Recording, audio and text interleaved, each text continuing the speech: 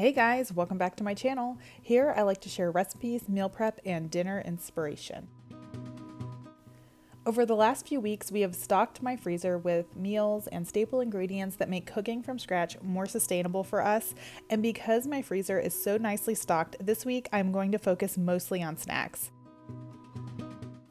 But before I tackle the snacks on my list, I'm going to start my morning off with vegetables. Preparing fruit and vegetables is something I do every week. I make it a priority because if I don't have everything washed, diced, peeled, chopped, and ready to eat, it will not get eaten. I am throwing together what I call a veggie tray for the fridge. I feel like my kids can be kind of picky, and in the past I would overthink our meals trying to come up with healthy options they would eat, but over the years I've come to realize my kids have simple taste and raw veggies go with just about anything I might have on the meal plan. So each week I prep some of my kids' favorite vegetables. Having them on hand like this makes a healthy, convenient snack or side to any meal. I am also whipping up some ranch dressing to accompany those vegetables.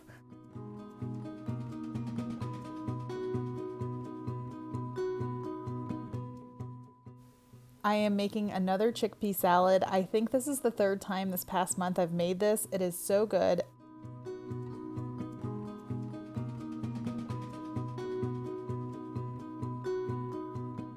I will be eating this for lunch this week with rice and blackened chicken breast. Lastly, I've got carrots, onions, and celery for tonight's dinner. Each week, I plan for some kind of set it and forget it option. I even have a dedicated spot for it on my meal planning template here. Tonight is Crockpot chicken and rice soup.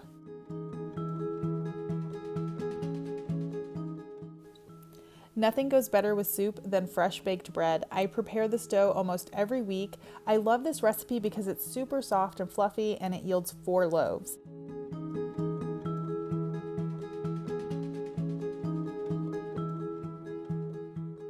While this is rising, I'm going to get started on some cheese cracker dough.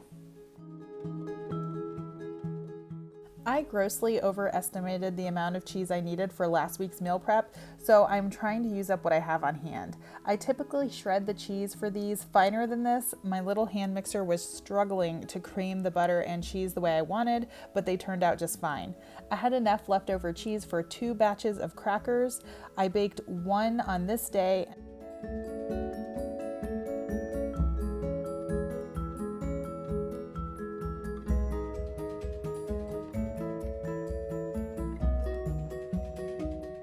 And the second batch went to the freezer.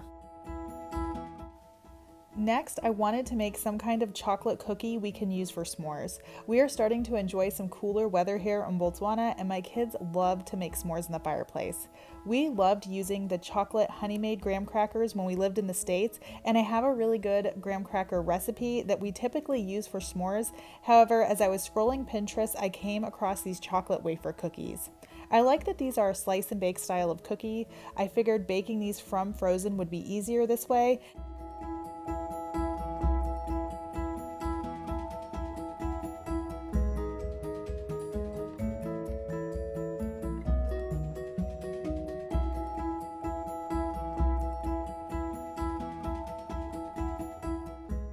And they really were. My husband and I really enjoyed these. They tasted like a crispy brownie. However, my kids prefer the original graham cracker recipe. So once these are gone, I will be making a few batches of those. I will link both recipes in the description box below. Time to portion out my dough.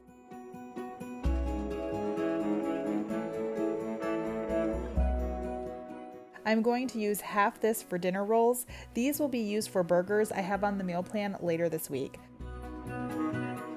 I prepped a big batch of burgers for the freezer a few weeks ago. These make such a quick and easy weeknight meal. Just pop them onto a preheated pan or griddle from frozen. I flip them after a few minutes once they've gotten a nice sear. I then tent them with foil to trap in that heat and cook them the rest of the way through.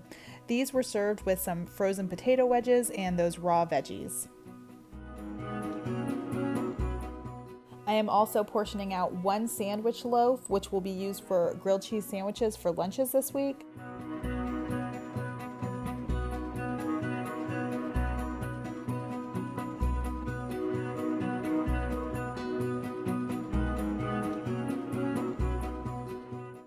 And this last bit of dough here is going to be for a Parmesan pull-apart loaf to accompany our soup tonight. I don't make this pull-apart bread often, but I am still trying to use up all of that leftover cheese.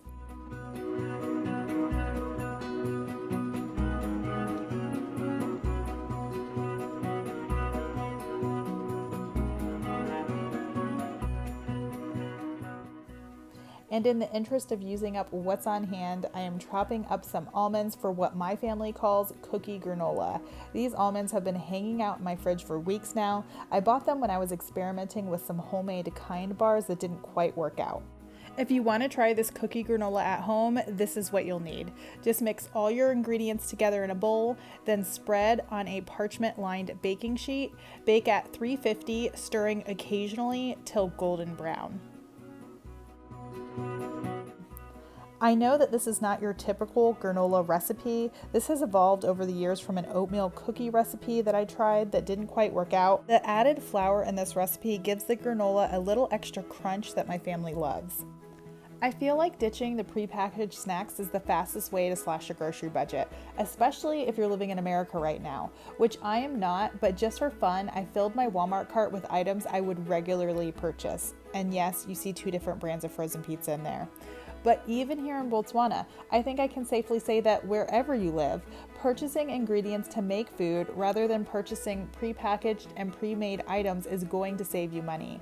Not to mention the fact that you are then in control of the ingredients, which, if I'm being honest, I've never really been one too concerned with ingredients. However, I just saw this little documentary or news report, whatever you want to call it, here on YouTube that has definitely caused me to think twice. I didn't even know what ultra-processed foods were before watching this. To be clear, I am not saying that you won't find a couple of boxes of cereal or bags of chips in my pantry. You will. But if you're looking to save money at the grocery store or cut out some of those unwanted ingredients from your diet, I would encourage you to offset or supplement some of your favorite go-to prepackaged snacks or food items with some homemade swaps. It just takes a little time, planning, and prep, which is one of the reasons why I started this channel. I love having this space to share what I'm doing in the kitchen, and making these videos has been so fun for me. I am grateful to everyone here watching. I know there are tons of creators out there with great content similar to mine.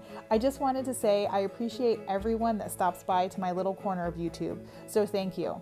But don't go just yet, I have one more item on my list today. I tried out a new chocolate chip cookie recipe. This is from one of my very best friends in the States, and my kids told me these were the best cookies I've ever made. And I try new chocolate chip cookie recipes often. Like I do with all my chocolate chip cookie recipes, I flash froze them by the tablespoonful. These cookies hardly spread at all. They were thick and chewy. Next time I make these, I think I'm going to make them a little bigger than a tablespoon.